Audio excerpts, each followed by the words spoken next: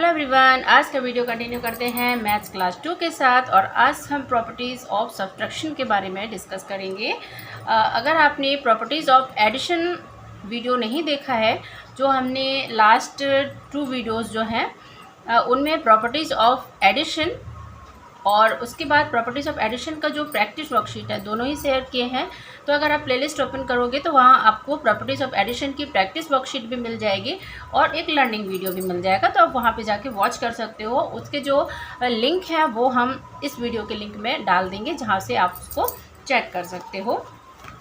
और बुक्स हितल जी, मोस्टली आपके लिए आपने हमसे पूछा था कि बुक कौन सी है, तो आई होप आप ये वीडियो देख रहे होंगे। तो ये है बुक जिससे हमने प्रॉपर्टीज़ ऑफ एडिशन का वीडियो जो है वो शेयर किया था, और इस पे कवर है, इसलिए यहाँ पे बुक तो स्पेशली नहीं दिख रही है, बट हाँ यहाँ पे से बुक का नेम दिख रहा है, तो आप इसको देख सकते हैं। ये है बुक। ओके, तो हम इसको कंटिन्यू करते हैं।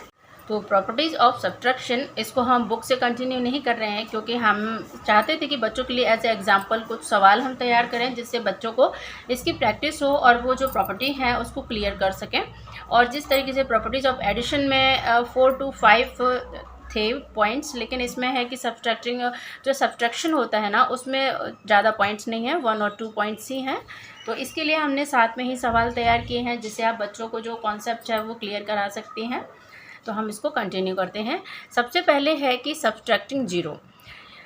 जब हम किसी भी नंबर में जीरो को ऐड करते हैं, ऐड नहीं, सब्ट्रैक्ट करते हैं, माइनस करते हैं, तब क्या होता है। जैसे अभी तक बच्चों ने पढ़ा था कि जीरो को हम प्लस करते हैं तो क्या होता है। सेम इसी तरीके से अगर हम किसी भी नंबर में जीरो को अगर माइनस करेंगे, उसको सब्ट्रैक्ट करेंगे, तब क्या होता है। Subtracting zero from a number give the same number.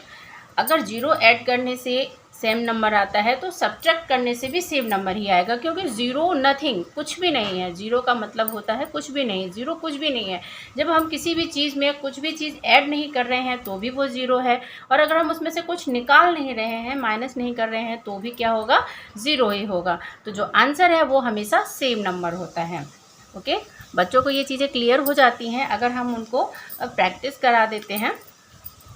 अगर बच्चों को कॉन्सेप्ट क्लियर है, हमने एक वीडियो तैयार किया था जिसमें कॉन्सेप्ट ऑफ ज़ीरो ये है कि बच्चों को ये क्लियर हो कि ज़ीरो है क्या आखिर।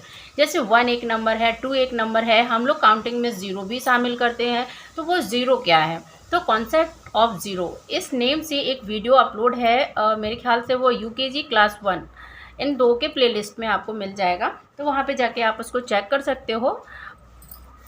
तो हम यहाँ पे इसको थोड़ा सा कंटिन्यू करते हैं। बच्चों को आप इस तरह के सवाल दीजिए 45 माइनस ज़ीरो, क्योंकि उनको एक तो कॉन्सेप्ट है कि अगर हम ज़ीरो माइनस कर रहे हैं तो जो आंसर है वो सेम आ रहा है।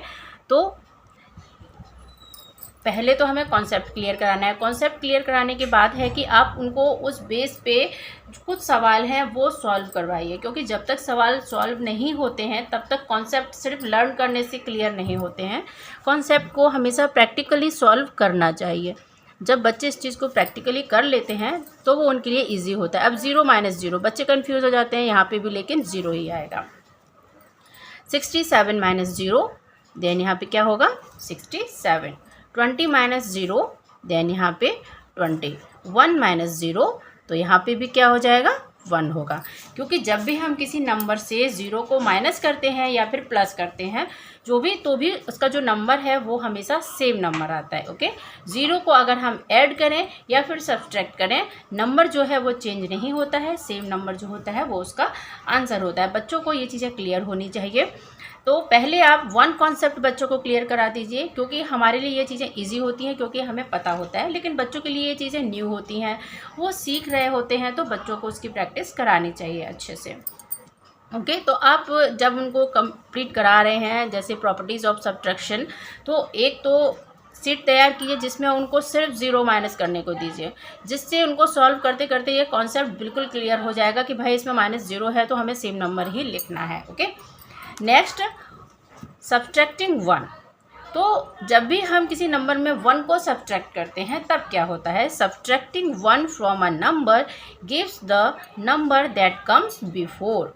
जब भी हम किसी नंबर में 1 को सब्ट्रैक्ट करते हैं, माइनस करते हैं, तो जो आंसर आता है वो क्या होता है, बिफोर नंबर होता है। ये बच्चों को क्लियर कराना चाहिए और इसकी प्रैक्टिस भी करानी चाहिए, क्योंकि एडिशन में क्या होता है, एडिशन में होता है कि जब हम 1 प्लस करते हैं तो क्या होता है कि जो नंबर होता है वो नेक्स्ट नंबर होता है, लेकिन वही जब हम सब्ट्रैक्ट करते हैं तो हमें नंबर जो मिलता है वो क्या मिलता है, बिफोर नंबर होता है।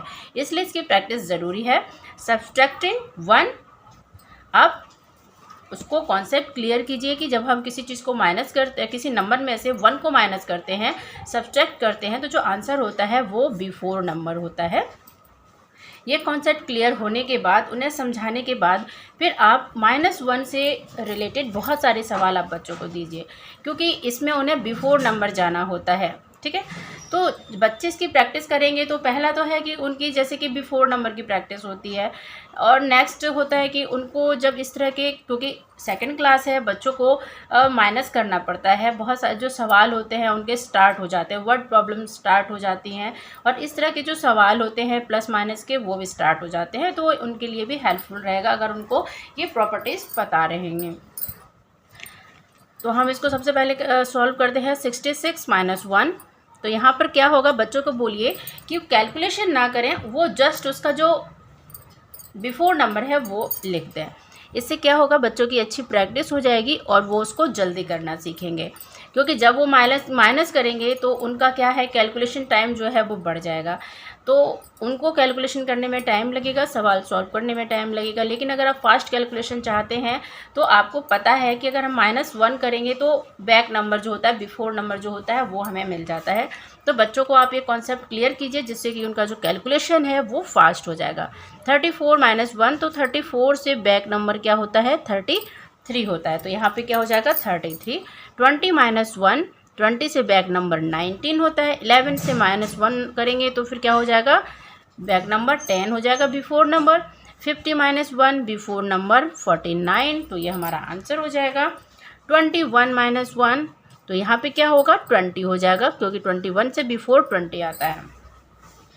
और हम आपको एक चीज़ और कहना चाहते हैं कि जब आप बच्चों को इस तरह की प्रॉपर्टीज़ जो हैं, जैसे आपने प्रॉपर्टीज़ ऑफ एडिशन कंप्लीट करा दी, प्रॉपर्टीज़ ऑफ सब्ट्रैक्शन भी कंप्लीट करा दी, ओके, आपने उनकी प्रैक्टिस शीट की हेल्प से उनको प्रैक्टिस भी करा दी।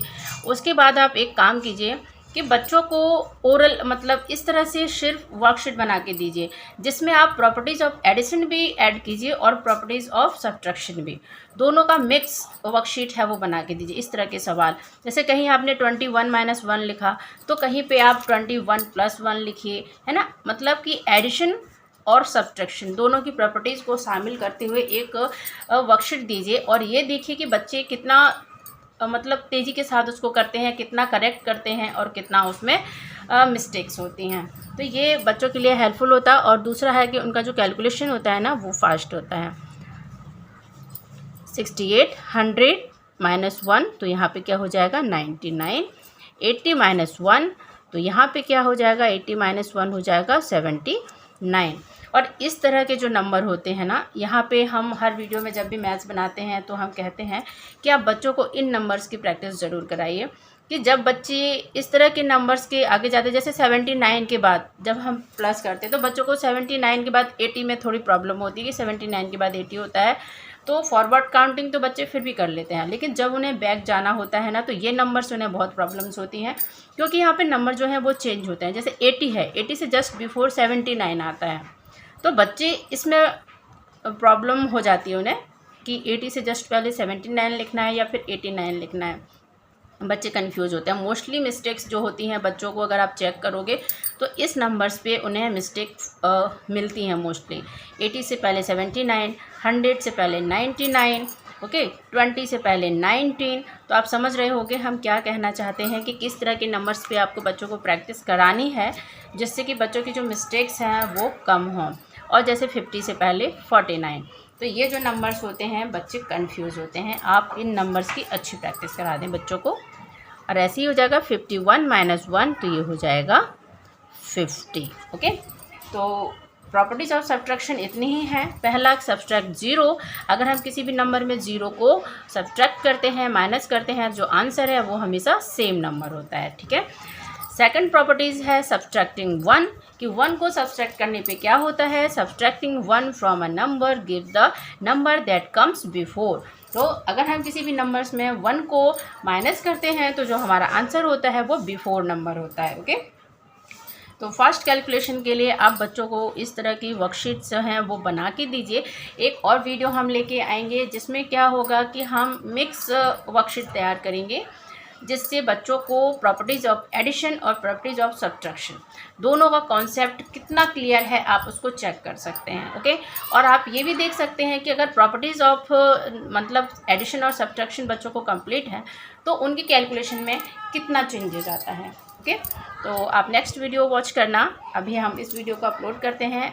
आई होप हेतल जी आप इस वीडियो को देख रहे होंगे और आपको बुक्स पता चल गई होगी बुक की कौन सी बुक है। तो नेक्स्ट वीडियो मिलते हैं, तब तक के लिए thank you and have a nice day.